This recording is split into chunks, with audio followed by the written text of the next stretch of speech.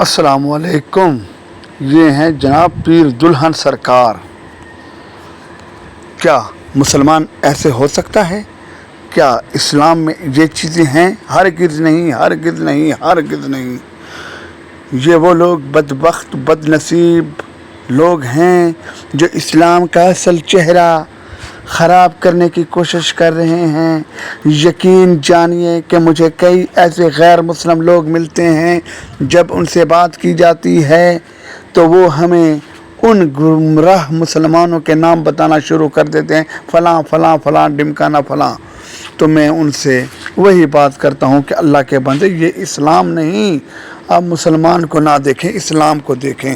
اب یہ لوگ دیکھیں، یہ کیا اسلام کی خدمت کریں گے؟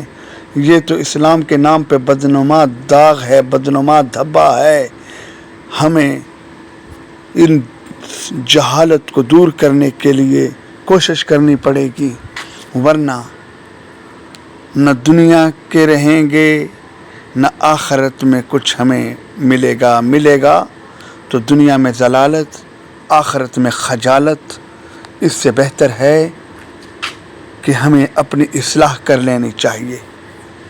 ان بدبختوں کو دیکھیں، ان بد نصیبوں کو دیکھیں، سنت رسول بھی چہرے پہ اور حرکتیں دیکھیں۔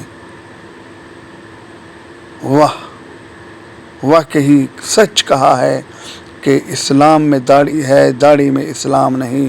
ان بد نصیبوں کو دیکھیں۔ خدا را یقین جانیے کہ ہمارے پاس وہ الفاظ ہی نہیں کہ ان بد نصیبوں کے لیے ہم کون سے الفاظ استعمال کریں۔